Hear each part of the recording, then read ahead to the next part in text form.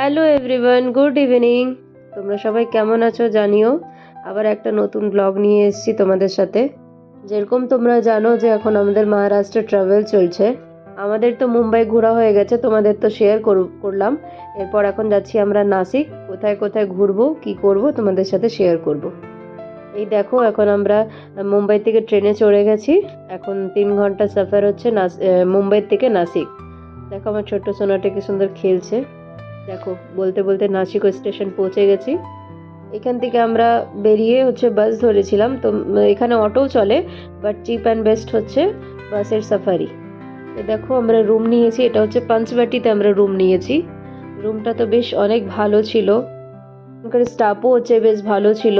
রুমটা বেশ ক্লিন ছিল, এত ভালো লাগছিল এখানে। দেখো এখানে তখন আমরা ফ্রেশ হয়ে গেছি। তারপরে দেখো, এটা হচ্ছে নেক্সট ডে। আমাদের হোটেলের উইন্ডোর থেকে ভিউ হচ্ছে, এটা পুরো কুয়াশা ছিল, ওখানে বহুত ঠান্ডা ছিল। তো আমরা এখন রেডি হয়ে এখন বাসের অপেক্ষা করছি। ত্র্যম্বকেশ্বর মন্দির যাব, বাসে করে যাব আর কি। দেখো এখানে বাসে চড়েও গেছি, ভিড় ছিল একটু, বাট বাসের সবার বেস্ট ছিল আর কি। এখানে আমিও বসে গেছি, মারা দাঁড়িয়ে ছিল, আমি বসেছিলাম, যেহেতু বাবু ছিল এর জন্য।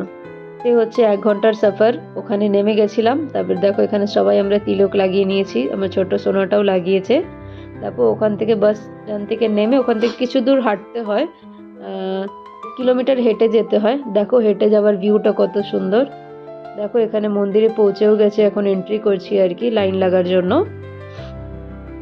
আস্তে আস্তে করে যাচ্ছে। এখানে দেখো একটা শিবলিঙ্গ আছে। এখানে 12টা জ্যোতির্লিঙ্গের মধ্যে এখানে একটা জ্যোতির্লিঙ্গ হচ্ছে, তো ওটাই আমরা এখন দর্শন করতে এসেছি। এখন যাচ্ছি লাইন লাগাতে আর কি। এখানে তো প্রচুর ভিড় থাকে, লাইন লাগাতে এসেছি। জানো তো, আগে ভেবেছিলাম আমাদের ভিড় ছিল না। দেখো ডালাও নিয়েছি, বাট আগে গিয়ে দেখেছি অনেক ভিড়, এখানে অনেক গান বাজনা হচ্ছিল। এত ভালো এখানে ফেসিলিটি হচ্ছে, তোমার যদি পা ব্যথা হয়ে যায় মধ্যে তুমি বসতেও পারবে, এত ভালো এখানে ফেসিলিটি হচ্ছে। আমার তো ঘুরে বহুত ভালো লেগেছে, মানে নাসিকের এই ত্র্যম্বকেশ্বর মন্দিরে বহুত ভালো লেগেছে। এখন দেখো আমরা লাইন লাগতে যাচ্ছি, বাট এই লাইনে আমরা পুজো দিতে পারিনি, যেহেতু অনেক ভিড় ছিল, অনেক লম্বা লাইন ছিল। তো আমরা এখন প্রাইভেট লাইনে যাব। এখান থেকে দেখো বেরিয়ে যাব আমরা এখন। বেরিয়ে গিয়ে, যেহেতু বাবু ছিল এই জন্য অত লম্বা লাইনে আমরা লাগিনি, এখন প্রাইভেট লাইনে গিয়ে আমরা পুজো দেব। দেখো এখানে জায়গায় জায়গায় টিভি লাগিয়েছে, লাইভ দর্শন দিচ্ছে, তোমরাও এখান থেকে দর্শন করে নাও। বলে দাও সবাই হর হর মহাদেব। যে তোমাদেরকে যে বললাম আমরা ভিআইপি লাইনে এসেছি, 200 টাকা পার হেড ভিআইপি লাইনের জন্য আমাদের লেগেছে। এই দেখো, এটা হচ্ছে মেন ত্র্যম্বকেশ্বরের ইন্টেরিয়ার। 12 জ্যোতির্লিঙ্গের মধ্যে একটাই জ্যোতির্লিঙ্গ হচ্ছে, এখানে 3টে লিঙ্গর পুজো হয়, ব্রহ্মা বিষ্ণু মহেশ্বর। এখানে জল ঢালতে দেয় না, যেহেতু প্রসাদ চড়াতে দেয়, কেননা এখানে গোদাবরী নদী দিয়ে হামেশা 24 ঘন্টাই জল আসে, এই জন্য এখানে জল চড়তে দেয় না। তারপর দেখো এখানে আমার ছোট্ট সোনাটাকে মানা করছি ওদিকে যেতে, বারবার ওদিকেই যাচ্ছে, খেলছে আর কি। দেখো মন্দিরটা পুরো ঘুরে দেখাচ্ছি তোমাদের, বহুত ভালো লেগেছে। এখানে পুজো করার পর সবাই ফটো নিচ্ছে, ভিডিও নিচ্ছে, অনেক ভালো এটা স্পেস হচ্ছে। এখানে আমরাও ফটো वगैरह নিয়েছি, সবাই ফটো নিচ্ছে। দেখো ওখানে মা ফটো তুলছে। তারপরে আবার নেক্সট ডে আবার বেরিয়েছি আমরা সাইট সিন সব ঘুরতে। এটা রামকুণ্ড পঞ্চবটি হচ্ছে, এই নদীটার নাম হচ্ছে গোদাবরী নদী। এখানে রাম আর সীতা স্নান করতেন। তারপরে দশরথের এখানে পিণ্ডদান করেছিলেন রাম। এরপর এখানে নেক্সট ইয়ার কুম্ভের মেলা লাগবে বড়।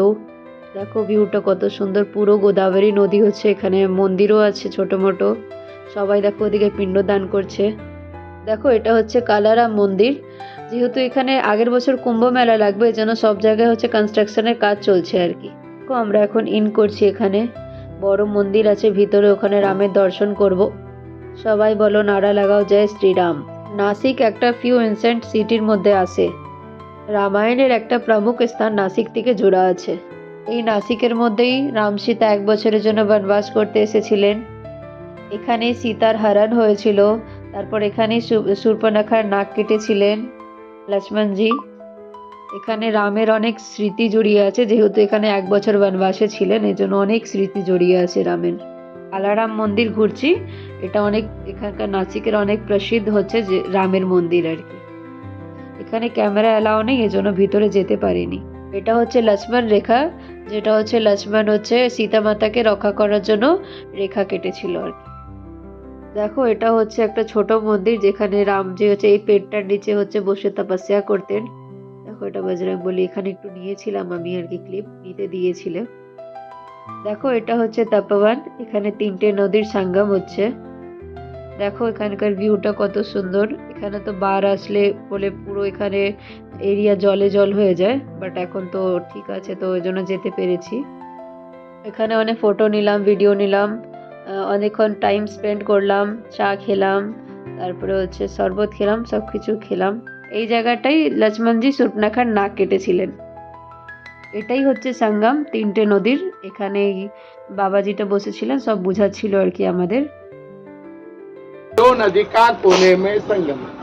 जब रामचंद्र भगवान वनवास में आए तो ब्रह्मदेव, शंकर और विष्णु 3 भगवान को साक्षी रख के सीता माता ये जगह पे अग्नि में गुप्त हो गई।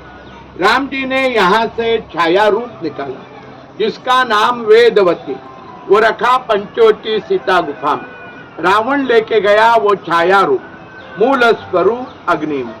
शूर्पणखा, लक्ष्मण जी ने नाक कान काटा मूल जगह, यहाँ नाक काट के गोदावरी के बाजू में डाला।